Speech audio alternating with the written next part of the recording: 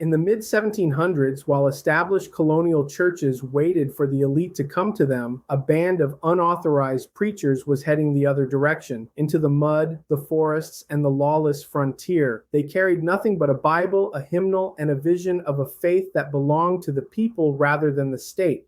They weren't just starting a church, they were igniting a spiritual revolution that would eventually outpace every other institution in the New World. The history of Methodism in the American colonies is not merely a chronicle of ecclesiastical growth, but a profound study of how a marginalized British renewal movement transformed into a cornerstone of the American identity. Between 1760 and 1844, Methodism shifted from a series of scattered, unauthorized living room gatherings into the most populous Protestant force in the United States. This evolution was driven by a unique synthesis of rigid discipline and radical flexibility, a system that allowed the movement to outpace established traditions and thrive within the chaotic, shifting boundaries of the American frontier. Today, we will explore the foundational years of this spiritual revolution, beginning with the grassroots initiatives that predated official oversight and the subsequent formalization of a movement that would define the religious landscape of a new nation. The genesis of American Methodism was notably devoid of official planning. While many religious movements of the 18th century relied upon state sponsorship or the strategic deployment of ordained clergy, Methodism in the colonies ignited through the unsanctioned zeal of the laity. This period represented a bottom-up phenomenon where the core tenets of John Wesley's theology were transported across the Atlantic in the hearts and habits of Irish and British immigrants rather than through the formal decrees of a London-based committee.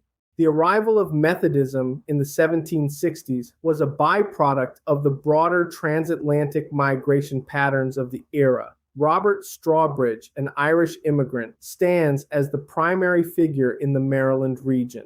His work serves as a testament to the potency of lay leadership.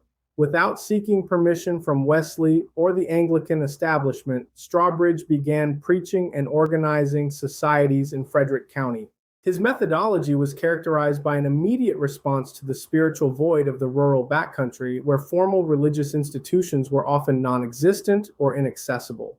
Parallel to Strawbridge's efforts in the South, a different but equally vital spark occurred in New York City. In 1766, Philip Embury and Barbara Heck, also Irish Palatines, established a congregation that would eventually become the famous John Street Church. The role of Barbara Heck is particularly significant. Legend and historical record suggest her insistence on spiritual accountability was the catalyst that pushed Embury to resume his preaching duties. This underscores a critical method of Methodist expansion. The movement relied heavily on the peer-to-peer accountability of its members, creating a self-sustaining ecosystem of piety that did not require a resident priest to remain active. By 1769, the movement had swelled to approximately 600 societies. The geographic concentration in Maryland and Virginia was no coincidence.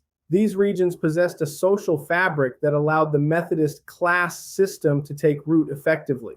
These early gatherings were notable for their demographic inclusivity. Unlike the more rigid social hierarchies of the established colonial churches, early Methodist societies featured active participation from both European and African descendants. This inclusive nature was facilitated by the Methodist emphasis on the universal offer of grace. The message suggested that spiritual transformation was available to all, regardless of social standing or ancestry. This theological leveling created a sense of communal identity. The mechanics of this growth were rooted in the small group structure, the class meeting, where members met weekly to confess their sins and monitor one another's spiritual progress. This intimate, localized focus allowed the movement to expand rapidly without losing its internal cohesion. As these grassroots societies multiplied, their existence became impossible for John Wesley to ignore. The movement had reached a critical mass where it required structural stabilization to prevent doctrinal drift. In 1769, Wesley dispatched Richard Boardman and Joseph Pilmore to provide official leadership, followed shortly by Francis Asbury in 1771. The arrival of these missionaries signaled the end of the purely unauthorized era and the beginning of a more systematic consolidation. While Boardman and Pilmore provided the initial stabilizing presence, it was Asbury who would truly grasp the unique requirements of the American landscape. The interaction between these British-appointed leaders and the existing American lay-led societies was not without friction, as the organic, often messy expansion of the previous decade had to be integrated into the more rigid Methodist minutes and disciplines. However, this tension between grassroots energy and centralized order became the engine that would propel Methodism into its next phase of development during the American Revolution. The transition from a loose collection of immigrant societies to a formalized religious body was fraught with the tension of the American Revolution. During this period, Methodism wrestled with its identity. Was it a loyalist extension of the Church of England or a uniquely American spiritual force? This era of consolidation necessitated a structural rigidity that, paradoxically, provided the movement with the resilience to survive a war that fractured many other institutions. The decade leading into the 1780s was defined by a shift from spontaneous expansion to disciplined organization. As the colonies moved toward political independence, Methodism moved toward ecclesiastical structure, though not without significant friction regarding its relationship with John Wesley and the British Crown. While several missionaries arrived to guide the American flock, Francis Asbury emerged as the movement's singular driving force. His impact was not merely a result of his stamina, but his refusal to allow Methodism to become settled. Asbury insisted that preachers circulate restlessly across the colonies rather than remaining in urban centers. The catalyst for Methodist growth was rooted in the rejection of the traditional parish model. By forcing preachers to stay mobile, Asbury ensured that Methodism remained a frontier-ready movement. This restless itinerancy prevented the formation of static, localized cliques and kept the movement focused on the unreached periphery. In 1773, the first formal conference convened in Philadelphia. This gathering was a pivotal moment of self-definition. The preachers present pledged their allegiance to Wesley's leadership and reaffirmed their status as laypeople within the Anglican tradition. This created a dual identity. Methodists were to be a society within a church, not a church themselves. This formalization established a chain of command and a unified set of expectations, turning a collection of scattered meetings into a cohesive network. However, this commitment to Wesley became a point of extreme vulnerability. The American Revolution presented an existential crisis. Wesley's public opposition to American independence cast a shadow of suspicion over every Methodist preacher.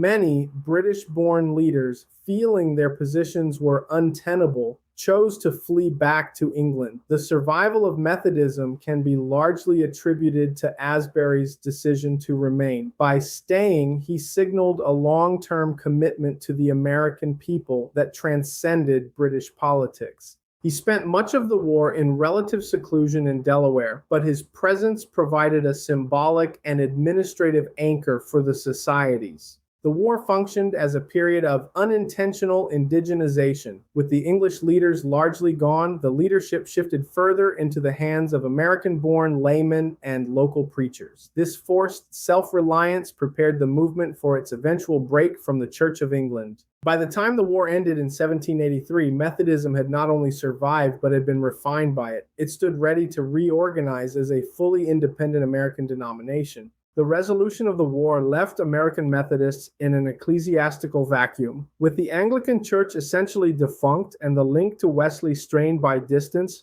the movement faced a choice: dissolve into regional sects or reinvent itself as an entirely new entity. This period of Reconstruction birthed a uniquely American denomination that was both spiritually radical and organizationally disciplined. The post-war era demanded a shift from being a society within a church to becoming a church in its own right. This transition was finalized in 1784, marking the moment Methodism moved from the periphery of American life to its spiritual center. In December 1784, 60 preachers gathered at the Lovely Lane Meeting House for the Christmas conference. This assembly was the infrastructure behind Methodism's survival. By formally organizing the MEC, the movement achieved ecclesiastical independence from the Church of England. A critical component was the appointment of Thomas Coke and Francis Asbury as superintendents. This leadership structure provided a central authority capable of rapid, synchronized action across a nation that was still a loose confederation of states. John Wesley sent 24 articles of religion, but the American Methodists added a 25th, one that explicitly affirmed loyalty to the new United States government. This resolved the loyalist stigma of the war and signaled that to be a Methodist was to be a patriotic American. This blend of Wesleyan theology and American civic identity allowed the MEC to embed itself into the fabric of the young republic. They offered a spiritual experience that mirrored the democratic and individualistic spirit of the post-revolutionary era. While the MEC expanded, it faced an internal crisis regarding racial equity. African Americans had been integral from the earliest days, but as the church became more institutionalized, it increasingly mirrored the discriminatory practices of the surrounding culture. In 1816, this tension reached a breaking point. Richard Allen, a former slave and a gifted preacher, led a withdrawal from the white-dominated church structures. The resulting formation of the African Methodist Episcopal Church was a watershed moment in American history. It established the first independent Black denomination in the United States. It proved that the Methodist method, classes, conferences, and itinerancy, could be successfully adapted to serve the specific autonomy of the Black community. It highlighted a fundamental contradiction in the MEC, a theology of spiritual freedom that struggled to navigate the reality of physical and social bondage. Following its formal organization, Methodism entered a phase of unprecedented expansion. By the mid-19th century, it was no longer a fringe movement. It had become the largest Protestant denomination in the country. This dominance was achieved through two primary engines of growth, the circuit rider and the camp meeting.